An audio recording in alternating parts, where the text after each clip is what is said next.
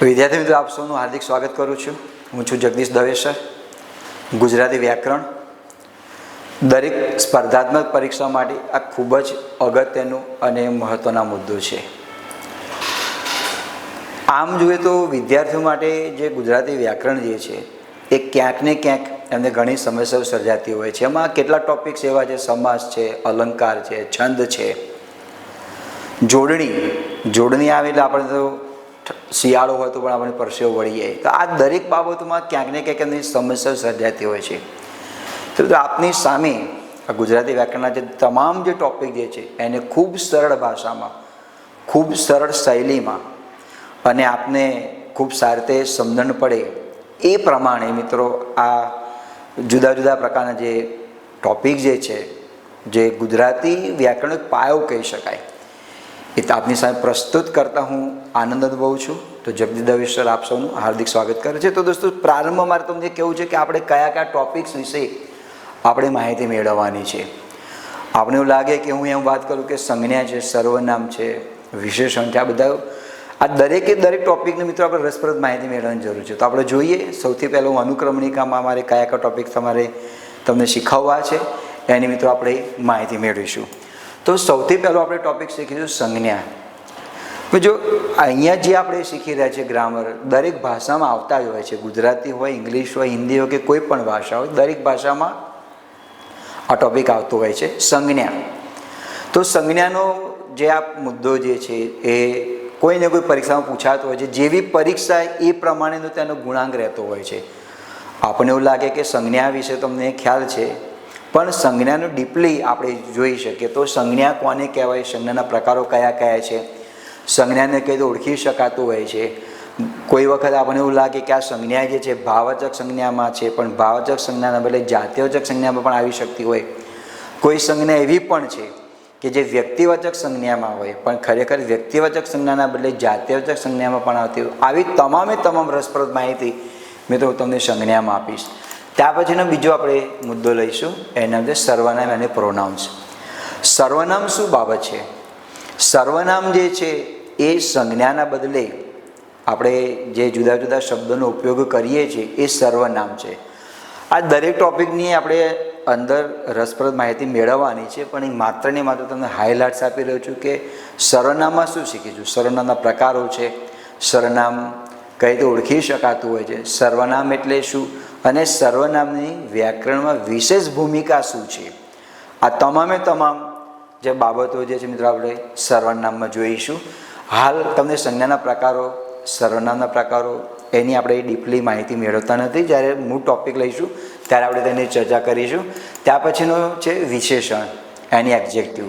વિશેષણ તો મિત્રો ગુજરાતી ભાષાનું એક આભૂષણ કહી શકાય, ઘરેણું કહી શકાય.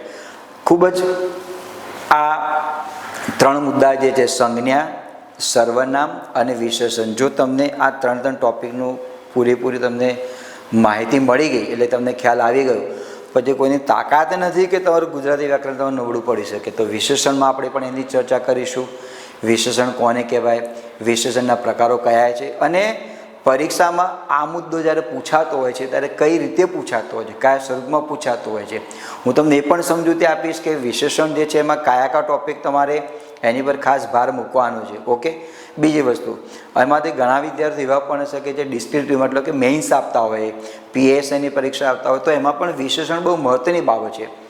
જો તમે વિશેષણમાં ધ્યાન આપશો દોસ્તો તો તમારી ભાષા શુદ્ધિ, વાક્ય રચના એ ખરેખર આકર્ષકની સાથે સાથે એ પ્રભાવશાળી પણ તમારી ભાષા બનશે. એટલે વિશેષણનો પણ આપણે ટોપિક ત્યાં જોવાનું છે. ત્યાર પછીનું જે ક્રિયા વિશેષણ, તો ક્રિયા વિશેષણ પણ ગુજરાતી વ્યાકરણમાં મહત્ત્વની ભૂમિકા ભજવતું હોય છે. વિશેષણ તો છે પણ ક્રિયા વિશેષણ એટલે શું? ક્રિયા વિશેષણ એ ક્રિયાની વિશેષતા બતાવે છે. આના પણ કેટલા પ્રકારો છે ક્રિયા વિશેષણમાં. રીતિવાચક ક્રિયા વિશેષણ આવે, ભારવાચક ક્રિયા વિશેષણ આવતું હોય છે. આ બધા તમામ જે ક્રિયા વિશેષણના જે પ્રકારો જે છે આપણે અહીંયા માહિતી મેળવવાની છે. જો આ સંજ્ઞા, સર્વનામ, વિશેષણ અને ક્રિયા વિશેષણમાં એના પેટા પ્રકારો પડે છે, અને પેટા પ્રકારોની રસપ્રદ માહિતી, પેટા પ્રકારો વિશેનું જે અંદરનું જે એનો ગર્ભ કહી શકાય એની માહિતી મિત્રો મારે તમને પીરસવાની છે. આ ક્રિયા વિશેષણ છે, એને અંગ્રેજીમાં આપણે એડવર્બ કહીશું. ત્યાર પછી આજે કૃદંત, જીરંડ. તો કૃદંત જે છે એ પણ દોસ્તો મહત્વનું છે. જો કે અહીંયા તમને જે કંઈ ટોપિક શીખવાડવાનું છે, તમારે કોઈ પણ તમે પરીક્ષા આપો, ક્લાસ 3ની આપો, ક્લાસ 1-2ની આપો, કે તમે કોઈ કોર્પોરેશનને લગતી આપો, ક્લાસ 4ની આપો, આ તમામ પરીક્ષામાં તમને કોઈને કોઈ મુદ્દો કામમાં આવશે. તો કૃદંત એટલે શું? આમ સામાન્ય વ્યાખ્યા આ રીતે છે કે અધૂરી ક્રિયા જે દર્શાવે એને કૃદંત કહેવામાં આવે છે. પછી કૃદંતના પ્રકારો આવે છે. વર્તમાન કૃદંત આવે, ભૂત કૃદંત આવે, ભવિષ્ય કૃદંત આવે છે. આ તમામ પ્રકારો આવે છે. તો આપણે કૃદંત વિશેની એની ત્યાં આગળ માહિતી મેળવીશું. ત્યાં પછી આવે છે કર્તરી વાક્ય, કર્મણી અને ભાવે વાક્ય, એક્ટિવ વોઇસ, પેસિવ વોઇસ. તો કર્તરી વાક્ય કોને કહેવાય? અંગ્રેજીમાં આવે છે એ જ વસ્તુ ગુજરાતીમાં છે. ક્રિયાનો જે મુખ્ય ભાવ બતાવે છે, વાક્યમાં જે ક્રિયા કરે છે, ક્રિયાનો કરનાર એટલે કર્તરી વાક્ય થયું. એક ઉદાહરણ આપું કે રમેશ ક્રિકેટ રમે છે, આ કર્તરી વાક્ય થયું. કર્તરીમાંથી કર્મણી વાક્ય બનાવવાનું આવે. જે કર્તરી વાક્ય આપેલું છે તેને તમે કર્મણી વાક્યમાં ફેરવો. એના નિયમો છે. અંગ્રેજીમાં જે નિયમો લાગુ પડે છે એ નિયમો કર્તરીમાંથી કર્મણીમાં ફેરવવાના નિયમો લાગુ પડતા નથી. મને એક મુદ્દો યાદ આવે કે ઘણી વખતે તમે અંગ્રેજીમાં સંજ્ઞા શીખ્યા હોય ને, એટલે ઘણા વિદ્યાર્થીઓને પ્રશ્ન એવો હોય છે કે સર ઇંગ્લિશમાં તો આ સંજ્ઞા આમાં આવે છે, ગુજરાતીમાં આમ કેમ? તો એની મારે તમારે ખાતરી આપવી છે કે અંગ્રેજીમાં કેટલાક અંશે ગ્રામર ત્યાં જુદું પડે છે. એટલે કર્તરીમાંથી કર્મણીમાં જ્યારે ફેરવીએ છીએ ત્યારે માત્ર ને માત્ર ગુજરાતી વ્યાકરણના જ નિયમો લાગુ પડે છે.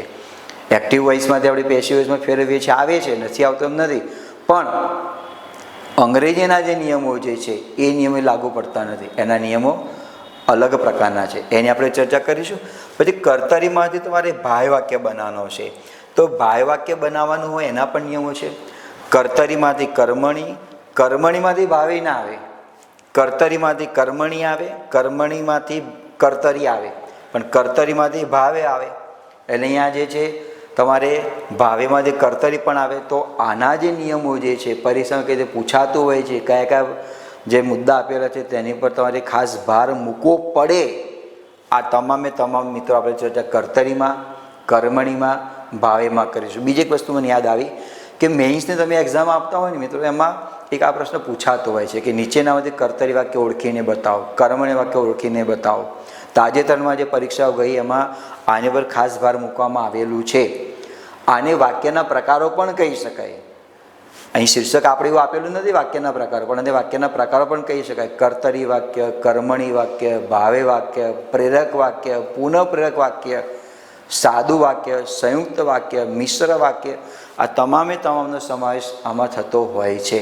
એટલે કર્તરીમાંથી કર્મણી, કર્તરીમાંથી ભાવે, કર્મણીમાંથી કર્તરીમાં કઈ રીતે ફેરવી શકાય, ભાવેમાંથી કર્તરીમાં કઈ રીતે ફેરવી શકાય, આ બધા મુદ્દાની આપણે ત્યાં ચર્ચા કરીશું. પછી મારે તમને શીખવવું છે પ્રેરક વાક્ય. આ મોટે ભાગે વિદ્યાર્થીઓને તકલીફ આમાં પડતી હોય છે, કર્તરીમાં અને કર્મણીમાં. કારણ કે કર્તરી ને કર્મણીમાં કેટલાક નિયમો સરખા છે, પણ જ્યારે વાક્ય કોઈ અટપટું પૂછવામાં આવે ત્યારે ત્યાં આગળ આપણા મોતિયા મરી જતા હોય છે.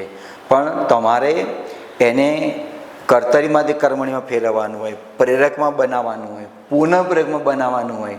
તેની કેટલીક માસ્ટર કી અમારી પાસે છે. આ માસ્ટર કી ક્યારે મળશે? જ્યારે તમે વિડીયોઝને સંપૂર્ણ રીતે તમે ધ્યાનથી તમે જુઓ, એનું તમે ચયન કરો, એના વિશે તમે એને ગહન અભ્યાસ કરો, તો તમને ખ્યાલ પડે. હું તમને માસ્ટર કી આપી દઉં, પણ જ્યાં સુધી તમે તેનો વિચાર કરો જ નહીં, તો માસ્ટર કીનો ઉપયોગ ક્યારે થાય?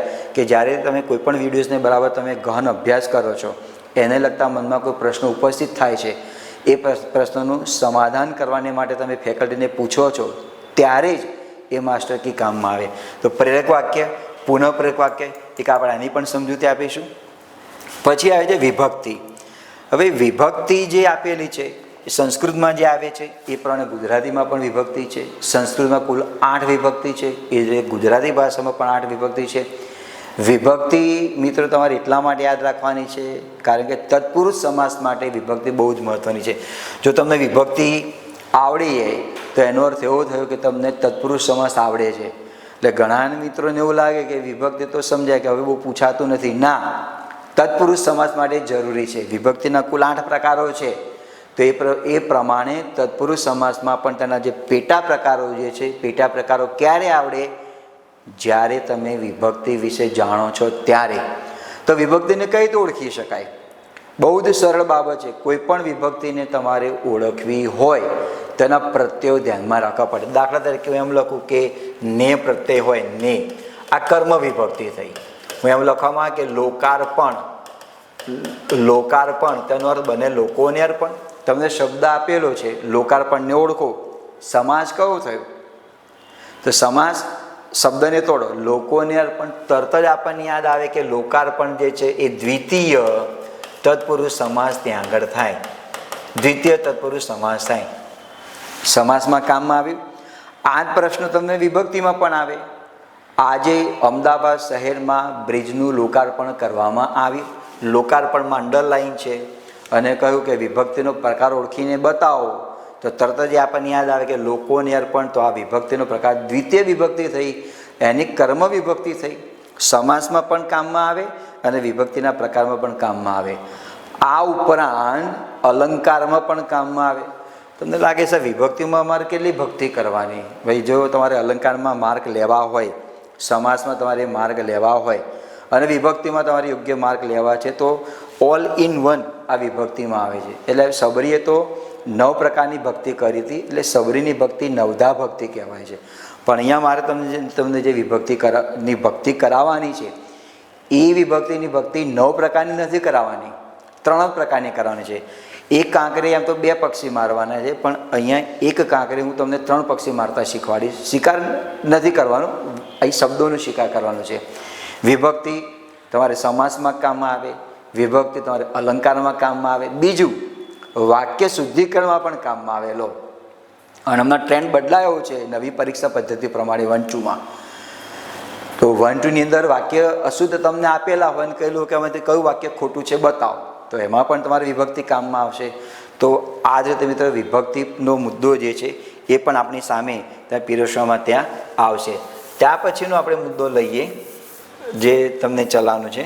એમાં આમાં એક મુદ્દો આવશે તો એની આપણે ત્યાં વાત કરીશું.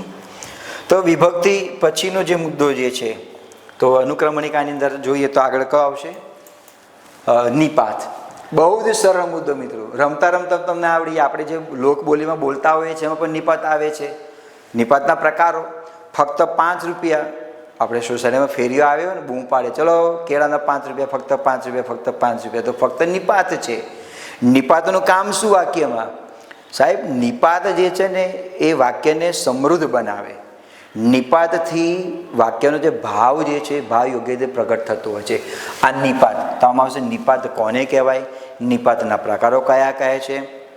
અને મોટે ભાગે મિત્રો આ ક્લાસ 3ની પરીક્ષામાં નિપાતનો પ્રશ્ન મોટે ભાગે પૂછાતો હોય છે. નિપાતના પ્રકારો હું એમ કહું કે ફક્ત 5 રૂપિયામાં વસ્તુ મળશે, ફક્તમાં અંડરલાઈન છે અને તમને કહ્યું કે આ ફક્ત જે છે આ નિપાતનો પ્રકાર ઓળખીને બતાવો, તો તરત જ આપણને યાદ આવે કે આ ફક્ત જે છે તેની મર્યાદા બતાવે છે, તેની સીમા બતાવે છે.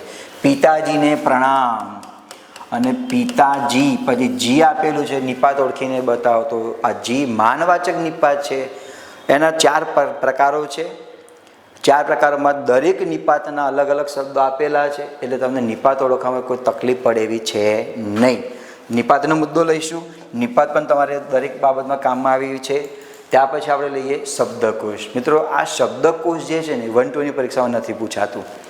આ ક્લાસ 3ની પરીક્ષામાં, ટેટની પરીક્ષા હોય, ટાટની પરીક્ષા તમે આપતા હોય તો એમાં આ મુદ્દો પૂછાતો હોય છે. કોઈ તમે ક્લાર્કની એવી કોઈ એક્ઝામ આપતા હોય તમે શબ્દકોશ પૂછાતો હોય છે.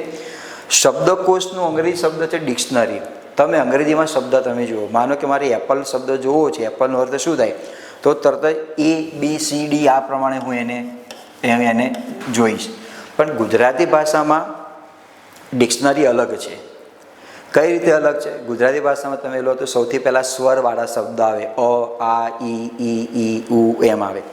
પછી વ્યંજન આવે, વ્યંજનમાં ક, ખ, ગ. હવે તમને માનો કે શબ્દ આપેલો છે કે ક્ષમા એટલે શું થાય? ક્ષમા. તમારે ક્ષમાનો અર્થ શોધવો છે તો આપણે શું કરીશું? આપણી જૂની પુરાણી પદ્ધતિ પ્રમાણે તરત જ પાછલા પાને જતા રહીશું. ક્ષ તો કે છેલ્લે જ આવે ને, અને કક્કામાં ક્ષ છેલ્લે જ આવે છે. હ, અળ, સ, ત્ર અને જ્ઞ. પણ ડિક્શનરીમાં આવું નથી. ડિક્શનરીમાં શું આવે? ડિક્શનરીમાં મારે એક સમાનો શબ્દ શોધવો છે તો ક પછી આવે. કના બધા જ શબ્દો પૂર્ણ થાય પછી એક સ ના આવે. તો શબ્દકોશ એક પ્રકારનો જાદુ છે અને આ જાદુ મિત્રો મારે તમને આ શીખવવાનું છે. આ શબ્દકોશ અઘરો બાબત છે. ટેટની પરીક્ષામાં, ટાટની પરીક્ષામાં અને ઘણી મોટે ભાગે પરીક્ષામાં પૂછાતું હોય છે શબ્દકોશ. કારણ સમય માગી લેવું છે. જ્યાં સુધી તમને કક્કો ના આવડે, વ્યંજન ના આવડે, બારાક્ષરી ના આવડે, સ્વર ના આવડે, ત્યાં સુધી શબ્દકોશને તમે શીખી શકો નહીં. પણ આવી આપણી પાસે એક માસ્ટર કી છે, અદ્ભુત ચાવી છે. એ ચાવી તમને શબ્દકોશમાં આપીશ. તમને હમણાં આજે અનુક્રમણિકાના જે અમુક મુદ્દા શીખવું છું એમાં તમને નહીં આપું. ત્યાર પછી અમારે શીખવા છે વર્ણ વ્યવસ્થા. વર્ણ વ્યવસ્થા તો જો આપણે વર્ણ વ્યવસ્થામાં આપણે સ્વર બોલીએ છીએ, વ્યંજન બોલીએ. વર્ણ એટલે અક્ષર થાય. તમે અમુક અક્ષર તમે બોલો, દાખલા તરીકે ક, તો અહીંયા આ કંઠ્ય છે, કંઠ્ય ક કહેવાય. કને તમે બોલો એટલે અહીંયા ક, ખ ઘર્ષણ વધારે થાય છે. ટ બોલો, ટ જીભનું ટેરવું જે છે ને એ તાળવેડે, ટ, ઠ, ડ. તો આ જે જુદા જુદા પ્રકારના જે વર્ણ જે છે એ કયો વર્ણ ક્યાં બોલાતો હોય છે, દંત્ય હોય, કંઠ્ય હોય, મૂર્ધન્ય હોય, વર્ષ્ય હોય, એની માહિતી મિત્રો તમને વર્ણ વ્યવસ્થામાં મળશે. મેઇન્સમાં પૂછાતું નથી, 1-2ની એક્ઝામ હોય એમાં નથી પૂછાતું, પણ ક્લાસ 3ની પરીક્ષાની અંદર આ પૂછાતું હોય છે. ટેટ ટાટની પણ પરીક્ષામાં આ મુદ્દો પૂછાતો હોય છે. તો આપણે પણ એની અહીં સમજૂતી મેળવીશું.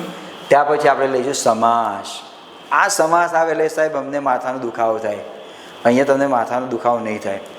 તમને રમતા રમતા, આનંદ કરતાં કરતાં, આનંદની સાથે કલ્લોલ કરતાં કરતાં તમને સમાસ આવડશે. કેમ? કારણ કે મેં તમને એક વિભક્તિમાં તો વિભક્તિનો જે મુદ્દો જે છે એમાં તત્પુરુષ સમાસ આપી જ દીધો. તમને વિભક્તિ આવડે એટલે તત્પુરુષ સમાસ તમને આવડી ગયો, સમજી લેવાનું. સમાસ જે છે મિત્રો એ ઘણા બધા એને વગોવાયું છે. બાકી સમાસ જેવો મુદ્દો કોઈ સરળ છે નહીં. માત્ર ને માત્ર તમને સમાસને ઓળખવો હોય તો શબ્દને તમે તોડતા શીખો. જો તમે શબ્દને તોડતા શીખશો તો આસાનીથી તમે સમાસને ઓળખી શકશો. માનો કે હું એમ કહું કે મારે રમેશ શબ્દ આપેલો છે અને સમાસ ઓળખો. આપણે સમાસના પ્રકારો શીખી ગયા, સમાસની વ્યાખ્યા પણ શીખી ગયા. રમેશ શબ્દ છે, રિયાર રમેશ તો કયો શબ્દ થાય? તમે સંધિ કામમાં આવશે. કઈ રીતે કામમાં આવે? હું રમેશ લખું તો આ રીતે બને, રમા વત્તા ઈશ. રમાનો અર્થ બને છે લક્ષ્મી, ઈશ એટલે સ્વામી થાય. હવે શબ્દ વિભક્તિ મૂકી દો, લક્ષ્મીના સ્વામી, તો તરત જ આ ષષ્ઠી તત્પુરુષ સમાસ આ ત્યાં આગળ થયો, વિભક્તિ કામમાં આવી. તો સમાસ એટલે શું? સમાસના પ્રકારો કયા કયા છે, સમાસને કઈ રીતે ઓળખી શકાય, એની કઈ સરળમાં સરળ ચાવી છે એની વાત આપણે ત્યાં સમાસમાં કરીએ. પણ દોસ્તો સમાસને તમે વગોવતા નહીં. આપણે ક્યાં કાચા પડીએ છીએ? કારણ કે આપણી પાસે શબ્દ ભંડોળ છે જ નહીં. તમારી પાસે ઇંગ્લિશનું, ગુજરાતીનું શબ્દ ભંડોળ હોય ને તો તમારી ભાષા મિત્રો તમારી મજબૂત છે. શબ્દ ભંડોળ ના હોય તો શું થાય? તમારે ભાષાને મજબૂત બનાવવી હોય તો શબ્દ ભંડોળ હોવું જોઈએ. જો જ્યાં સુધી તમે કોઈ અર્થને સમજી શકતા નથી તો, એટલે તમે અર્થને સમજવાને માટે પહેલાં શબ્દ ભંડોળ વધારો. પછી તમે મને કહેશો કે નહીં સર અમને સમાસ આવડી ગયા, અલંકાર તમને આવડી ગયા, તો લઈએ આપણે. મારે કોઈ મુદ્દો શીખવો છો અલંકાર. ભલે સોનાના ભાવ વધી ગયા, 1 લાખની ઉપર પહોંચી ગયા, પણ તમને એકદમ સસ્તા દર તમને આપવાના છે અલંકાર. તમને 24 કેરેટના આપવા છો, એ મિલાવટવાળા નથી. બગસરાના દાગીના અલંકારમાં તમને આપવાના નથી. અલંકારના પ્રકારો કયા કયા છે? આમ તો મુખ્ય 2 પ્રકારો છે, શબ્દ અલંકાર અને અર્થાલંકાર આવે. પછી અર્થાલંકારના પણ પેટા પ્રકાર પડતા હોય છે. એમાં ઉપમા અલંકાર આવે ને, ઉત્પ્રેક્ષ અલંકાર આવે ને, અવ્યયભાવ અલંકારના બધા આવે છે. પણ દરેક અલંકારને ઓળખવાને માટે તેના નિયમો છે. આપણે ક્યાં કાયદા પડીએ છીએ? નિયમો આપણને આવડતા નથી, એટલે અલંકાર આપણે કયા પહેરવા ખબર પડતી નથી. સાહેબ અલંકાર તમે ઓળખવું હોય તો એના માટે કોઈ પણ પંક્તિઓ આપેલી હોય ને એ પંક્તિનો ભાવ તમને ખબર પડવી જોઈએ. હું એમ કહું કે રઘુપતિ રાઘવ રાજારામ, ર ર ર ર છે તો તરત જ આપણને યાદ આવે તો વર્ણાનુપ્રાસ અલંકાર થયો. અને આપણે આપણી લૌકિક ભાષામાં પણ અલંકારનો ઉપયોગ કરીએ છીએ. આપણે મિત્રો સાથે બેઠા હોય ચાની કેટલીએ કે ગમે ત્યાં પુસ્તકાલયમાં બેઠા હોઈએ, વાંચન કરતા હોય તરત આપણને યાદ આવે તું તો યાર આમ કાલિદાસની જેમ વાંચી રહ્યો છે. ઉપમા અલંકાર થયો. એટલે આના માટે અલંકાર માટે સમાસ માટે તમારે મિત્રો નજર બુકમાં તો રાખવાની, પણ એનાથી વિશેષ નજર તમારે ક્યાં રાખવાની છે? અત્ર, તત્ર, સર્વત્ર. તમને સમાસ આવડી જશે. ઇંગ્લિશમાં સમાસને કમ્પાઉન્ડ કહેવામાં આવે. આ અલંકાર છે. અલંકાર દરેક ભાષામાં આવે. સમાસ જે છે અંગ્રેજીમાં નથી આવતો. એના પ્રકારો કયા કયા છે ને નહીં, પણ શબ્દ ભંડોળ આપણી પાસે હશે તો સમાસને ઓળખી શકીશું. અલંકાર પછી આવે છંદ. આ 3 ટોપિક અઘરા છે: સમાસ, અલંકાર અને છંદ. આ છંદમાં મિત્રો લગભગ તમારે 28 જેટલા છંદ શીખવાના આવે. એના 2 ભાગ પડતા હોય છે. માત્રામેળ છંદ આવે અને બીજો જે ભાગ જે છે એ તમારે ગણમેળ, રૂપમેળ એ આવે. રૂપમેળ ને ગણમેળ છંદ છે ને એના વધારે પ્રકારો છે.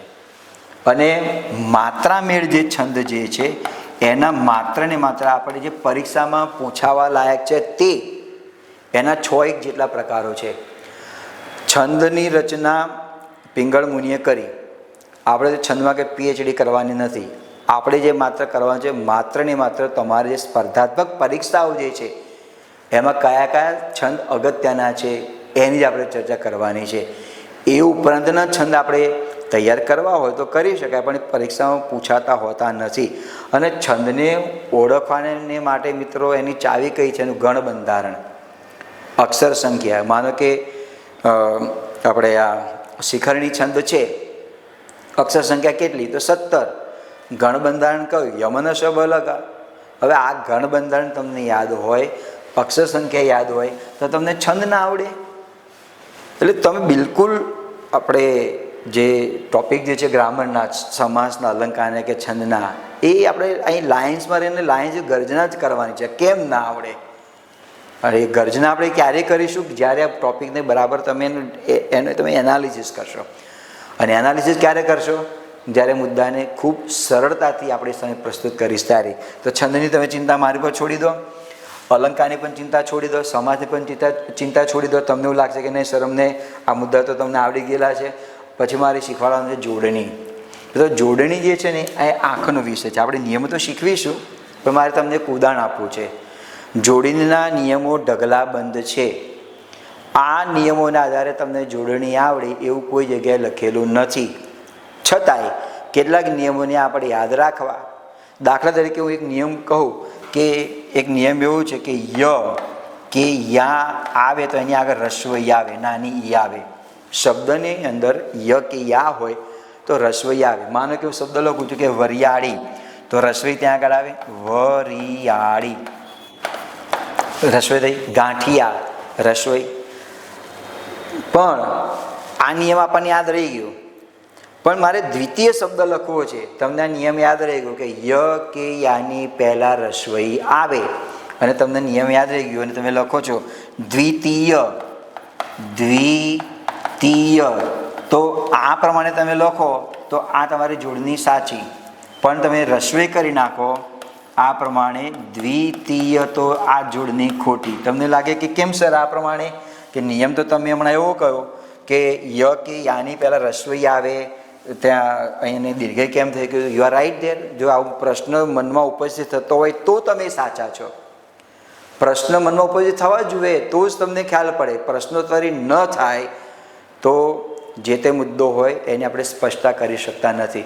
એનો નિયમ મિત્રો એટલા માટે છે કે ગુજરાતી ભાષામાં તત્સમ શબ્દ છે ને તદ્ભવ શબ્દ છે. તદ્ભવ એટલે સંસ્કૃતના કેટલાક શબ્દો એવા છે કે જે ગુજરાતી ભાષામાં અવતરેલા છે. એટલે જોડીના નિયમો માત્ર ને માત્ર તદ્ભવ શબ્દને લાગુ પડે. તદ્ભવ એટલે તેમાંથી ઉત્પન્ન થયેલા, અને તત્સમ એટલે સંસ્કૃતના જે શબ્દો જે છે એને એમને મૂકવામાં આવે છે તે. આની પણ આપણે મિત્રો માહિતી આપીશું. એટલે અત્યારથી તમે ગોખવાનું ચાલુ કરી નાખવાનું. ગોખવાથી જોડીની ના આવડે, સરસ મજાનો ડિક્શનરી લઈ લેવાની, એમાં કયા કયા શબ્દો હોય એની પ્રત્યે ધ્યાન આપવાનું. એકવાર તમારા આંખમાં શબ્દો ઉતરી જાય ને એટલે તમને જોડણીમાં ક્યારેય ભૂલ પડે નહીં. બીજું મિત્રો કે આજુબાજુ તમે દુકાનોના બોર્ડ જોતા હોય, ન્યૂઝપેપર વાંચતા હોય, કોઈ મેગેઝિન્સ તમે વાંચતા હોય, એમાં ઘણી બધી ભૂલો ક્યાંક જોવા માટે મળતી હોય છે. જે બેટર એ છે કે ડિક્શનરી તમારે લઈ લેવી અને એની પર તમારે તેનો અભ્યાસ તમારે કરવો, એ તમને આવડી જશે. પછીનો જે આપણે મુદ્દો આપણે એમાં શીખીશું એ તમારે આવશે મિત્રો વાક્ય રચનાના પ્રકારો આવશે. સાદું વાક્ય, સંયુક્ત વાક્ય, મિશ્ર વાક્ય એટલે કે જટિલ સંયુક્ત વાક્ય એ વાક્યના પ્રકારોમાં આવશે. આજ્ઞાર્થ વાક્ય, ઉદ્ગાર વાક્ય, ઉદ્ગાર વાક્ય આવે ને, ઉદ્ગાર વાક્ય, આ બધા વાક્યના પ્રકારોની સમજૂતી પણ મિત્રો આપણે એમાં આપીશું. ત્યાર પછી સંધિ. સંધિની આપણે સમાધાન કરવાનું છે, સંધિની સાથે સંધિ કરવાની છે. સંધિના પણ 3 પ્રકારો છે. એમાં જે પહેલો પ્રકાર આવે છે સ્વર સંધિ આવે, બીજો પ્રકાર જે છે વ્યંજન સંધિ આવે અને ત્રીજો પ્રકાર જે છે વિસર્ગ સંધિ આવે. આ દરેકના નિયમો છે મિત્રો. સ્વર સંધિ કોને કહેવાય? હું એમ કહું કે અની સાથે અ આવે એટલે બરાબર આ થાય, બરાબર છે. તો આવા નિયમો અમને જોવા માટે મળશે. અને નિયમો મિત્રો સંધિના ઘણા બધા છે. સંસ્કૃતમાંથી સંધિના નિયમો આવેલા છે, પણ જે મોટેભાગે પરીક્ષામાં પૂછાતા હોય એવા નિયમોનો ગહન અભ્યાસ કર્યા પછી મિત્રો તમારી સામે પ્રસ્તુત કરવાનો છું. એટલે આપણે ત્યાં સંધિની અહીં આપણે સમજૂતી તમારે મિત્રો આપવાની છે. ત્યાર પછી આપણે જે ટૉપિક જોઈશું વિરામચિહ્નો. તો ગુજરાતી ભાષામાં વિરામચિહ્નો બહુ જ મહત્ત્વની ભૂમિકા ભજવે છે. મેઇન્સની એક્ઝામ આપનારા જે વિદ્યાર્થીઓ હોય એને એવું લાગે કે વિરામચિહ્નો તો કોઈ મતલબ નથી. ના, એ મેઇન્સની એક્ઝામ આપવાવાળા વિદ્યાર્થીઓને માટે તો ગુજરાતી વિરામચિહ્નો બહુ મહત્ત્વની બાબત છે. તમે ગમે ત્યાં પ્રશ્નાર્થ મૂકી દો, વિરામચિહ્નો તમે મૂકી દો, તમે ગમે ત્યાં ફૂલ સ્ટોપ મૂકી દો તો અર્થ વગરની બાબત છે. અને એ સિવાયની પરીક્ષામાં પ્રશ્ન પૂછાતો હોય છે. આ પીએસઆઈની પરીક્ષામાં એકવાર પ્રશ્ન પૂછાય તો હું તમને ચિહ્ન જ તમને કહી દઉં. આ આપણને પૂછાય હતું આ વિરામચિહ્નને ઓળખો, આ વિરામચિહ્ન કયું થયું? તો આ જે વિરામચિહ્ન જે છે એને કાક ગોળી કહેવામાં આવે. તો કાક ગોળીનો ઉપયોગ ક્યારે કરીએ છીએ? લોભ ચિહ્નનો ઉપયોગ ક્યારે થાય? ઉદ્ગાર ચિહ્નનો ઉપયોગ ક્યારે થાય?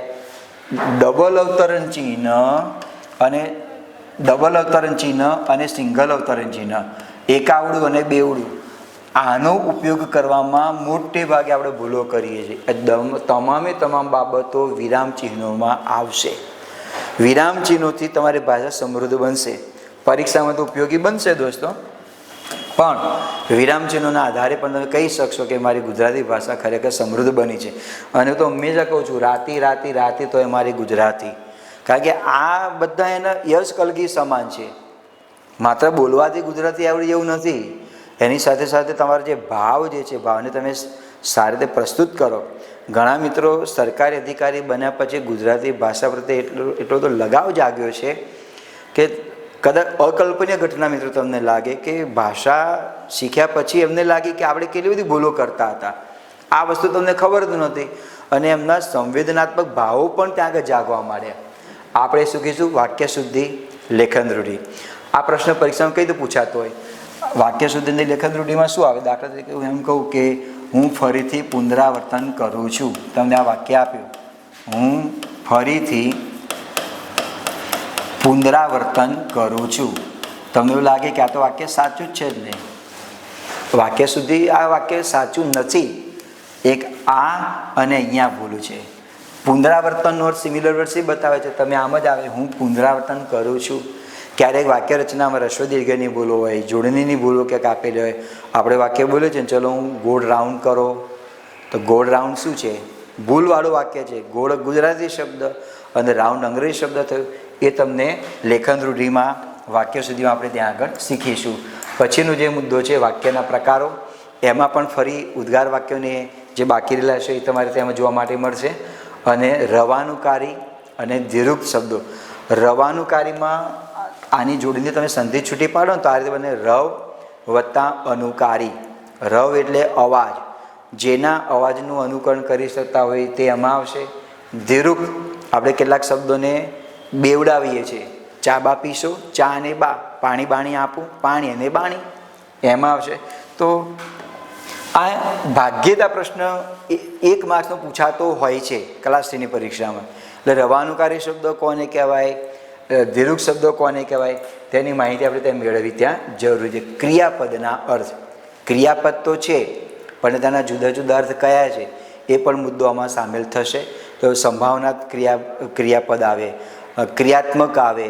તો આવા મુદ્દાની આપણે મિત્રો આમાં ત્યાં આગળ ચર્ચા કરીશું ક્રિયાપદના અર્થની. તો જે ગ્રામરના જે ટૉપિક જે મિત્રો અહીંયા આગળ આપેલા છે, આવા મુદ્દો દરેકે દરેક પ્રકારની મિત્રો આપણે અહીંયા સમજૂતી મેળવીશું. તો મિત્રો આ સાથે આપણે એને પૂર્ણ કરું છું. જય હિન્દ.